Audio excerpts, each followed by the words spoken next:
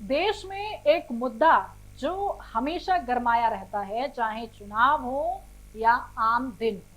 हिंदू मुस्लिम का मुद्दा, आबादी का मुद्दा।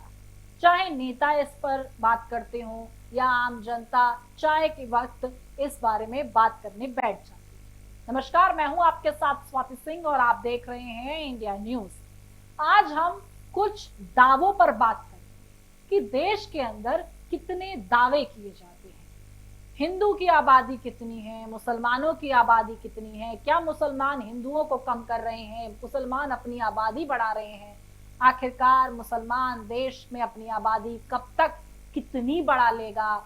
जो दावे किए जाते हैं, जो हमारे जहन में रहते हैं, जो नेता बात करते हैं, जो आम जन बात करते हैं, कुछ पॉइंट्स में आज उन्हें समझ लेते हैं।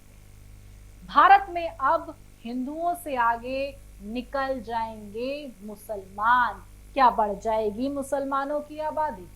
हिंदुओं की आबादी लगातार कम हो रही है, मुसलमानों की आबादी दिन ब दिन बढ़ती जा रही है। एक दिन ऐसा आएगा जब हिंदू अपने ही देश में अल्पसंख्यक हो जाएगा और मुस्लिम बहुसंख्यक।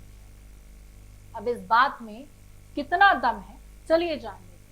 दरअसल यह एक सोशल मीडिया पोस्ट है जो मैंने आपको बताया, और ऐसी पोस्ट पर बात करनी बहुत जरूरी हो जाती है कि आखिरकार जब लोगों के जहन में ये बात आती है तो किन आंकड़ों पर आती है, किस तरीके की चीजें वो देख रहे हैं, किस तरीके से आसपास की चीजें उनकी हैं जो उनको ये सोचने पर मजबूर कर देती हैं कि हिंदू कम हो जाएगा, मुसलमान बढ़ जाएगा या बढ़ रहा है। इसके पुख्ता सबूत हैं या ये हवाई बातें हैं? ऐसी ही तमाम पोस्ट हम आए दिन देखते हैं और आपने भी देखी होगी, जिसमें अब लोकसभा चुनाव 2024 के दौरान ये दावे किए जा रहे हैं कि मुसलमानों की आबादी एक दिन हिंदुओं से आगे निकल जाएगी। इस पोस्ट में यह भी कहा जाता रहा है कि मुस्लिम ऐसी कौम है जो बच्चे पैदा करने में आगे है और ये परिवार नियोजन के भी खिलाफ है।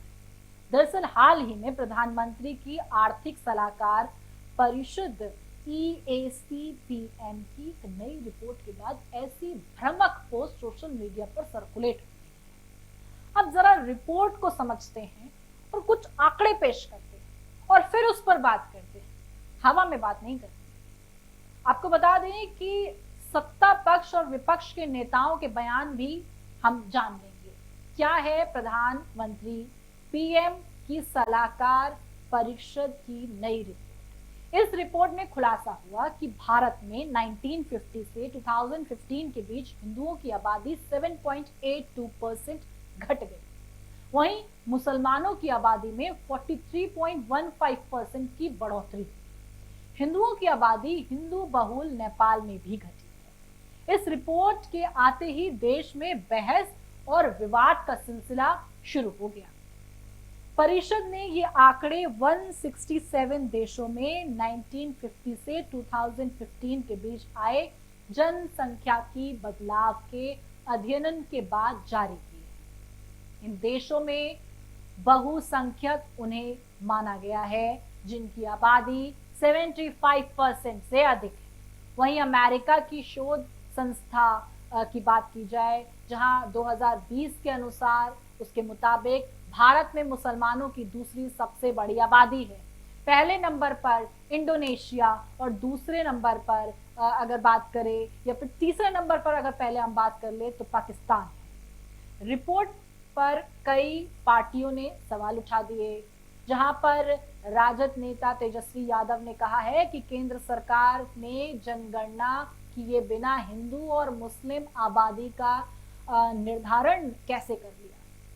केंद्र की भाजपा सरकार वास्तविक मुद्दों से ध्यान भटकाने के लिए हिंदुओं और मुसलमानों के बीच दरार पैदा कर रही है। आप बिना जनगणना कराए ही आंकड़ों पर कैसे पहुंच गए, ये भी एक सवाल खड़ा हुआ। लेकिन क्या 2021 में जनगणना नहीं होनी थी? वहीं केंद्रीय मंत्री गिरिराज सिंह ने मुसलमानों की बढ़ती आबादी की रिपोर्ट पर कहा कि कांग्रेस ने 1971 के बाद वोट बैंक के लिए बांग्लादेशी घुसपैठियों, रोहिंग्या मुसलमानों के लिए बिहार ही नहीं बल्कि पूरे देश को धर्मशाला और चारगाह बना दिया। 2024 में भारत में मुसलमानों की आबादी कितनी है। एक अगर अब बात की जाए तो एक के बाद एक चीजें देखी गई कि 2024 में भारत की कुल तकरीबन 147 करोड़ की आबादी में मुसलमानों की जनसंख्या करीब 20 करोड़ है। वहीं 1947 में आजादी के वक्त करीब 10 करोड़ मुस्लिम भारत में थे।